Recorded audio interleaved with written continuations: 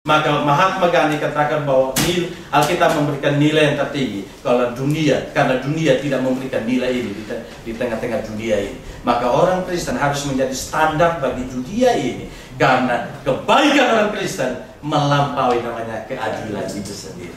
Amin. Sehingga jangan sampai kau hanya berbuat baik dengan dia ketika kau naksir dia. Ketika dia tolak kau, udahlah kangen aja, telepon. Halo, tolong jemput jam sekian. Apa urusanmu dengan saya? Tapi kalau jam 12 malam, kalau naksirnya, tolong dong saya mau ke toilet, tolong temani. Harus lapor pendeta. Langsung bangun-bangun tanpa cuci mata. Banyak ileran-ileran di sini sana dan kemana apa itu? Macam-macam lah itu. Nggak mau tahu lagi pakai pakaian tidur pun langsung loncat dan mau temani. Tapi ketika putus, kangen naik, nggak ada hubungannya. Carilah yang kau mau.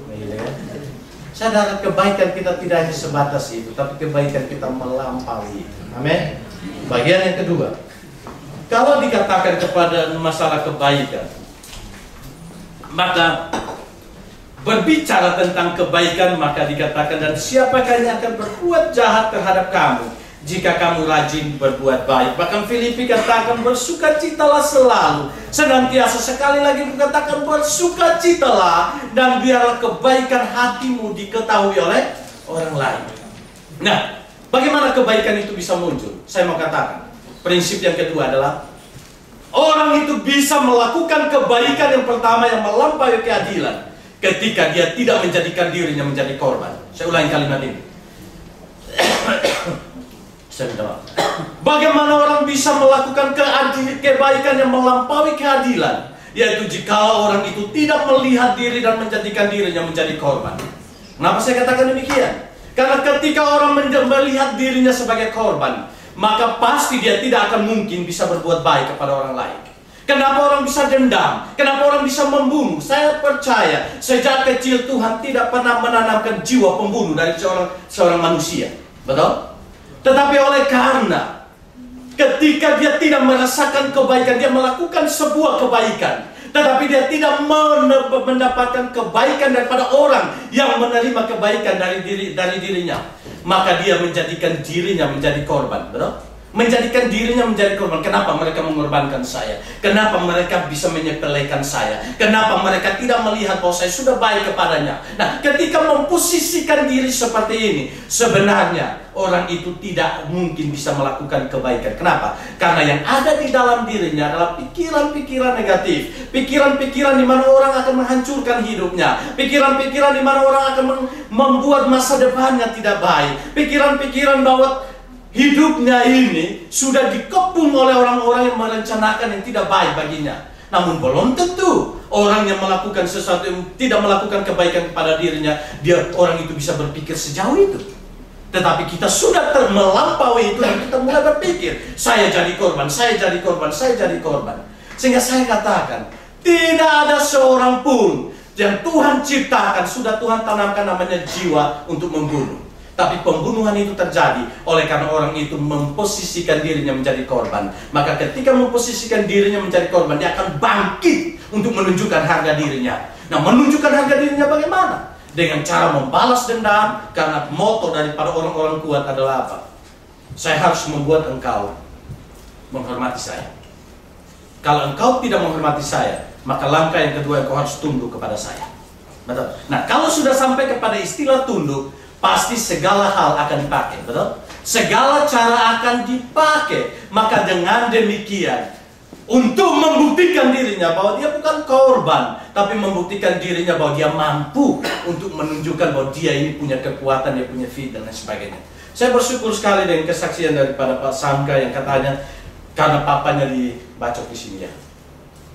Dan dia sangat balas dendam. Karena Pak Sangka sudah menyaksikan ini, maka saya angkat ini sebagai satu bukti. Dia sangat di dalam dirinya ada satu balas dendam. Kenapa balas dendam itu muncul? Karena dia melihat papanya adalah korban, betul? Dia melihat dia juga adalah korban. Maka otomatis ada balas dendam, ada kerinduan untuk membalas dendam. Nah, kalau ada kerinduan untuk membalas dendam, maka otomatis ada cara-cara yang akan dipikirkan untuk mau membalas bukan dengan kebaikan tapi kejahatan kepada orang itu, supaya orang itu juga tahu bahwa saya punya kuasa, saya punya kemampuan dan lain sebagainya. Nah, saya mau katakan, dimanapun engkau menenangkan dirimu menjadi korban, maka di situ saya mau katakan, engkau tidak akan mungkin menunjukkan kebaikan yang melampaui keadilan itu sendiri.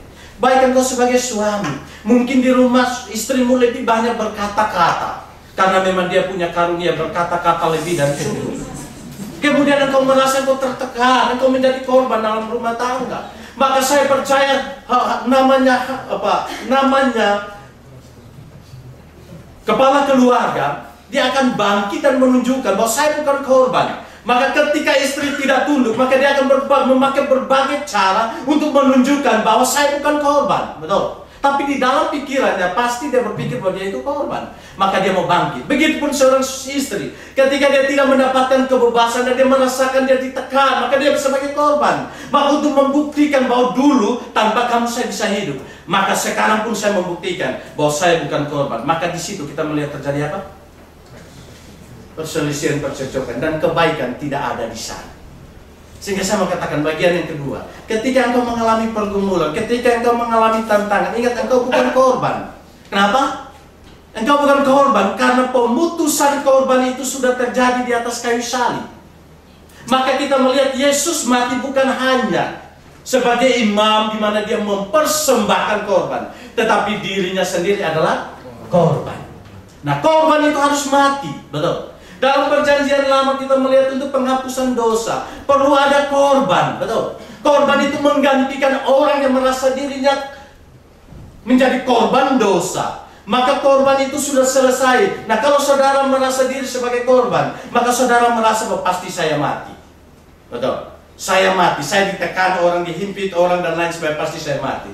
Tapi Tuhan katakan di atas kayu salib korban itu sudah lunas dibayar. Saudara bukan korban ketika saudara mengalami tantangan, saudara mengalami pergumulan, saudara bukan korban, tapi Tuhan mengizinkan itu membentuk saudara sehingga lama-kelamaan saudara bisa melakukan kebaikan melampaui namanya keadilan.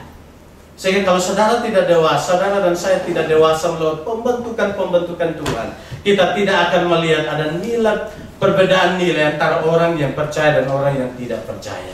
Tapi ketika kita mengalami suatu tantangan pergumulan, ingat saudara dan saya bukan korban. Tuhan tidak pernah mengorbankan siapa-siapa. Bahkan Tuhan sendiri yang mengorbankan dirinya bagi saudara dan saya. Sehingga tempatkan dirimu bukan menjadi korban ketika ada sesuatu tantangan, pergumulan, masalah, gesekan dan lain sebagainya. Saudara hanya mengalami pembentukan daripada Tuhan. Amin.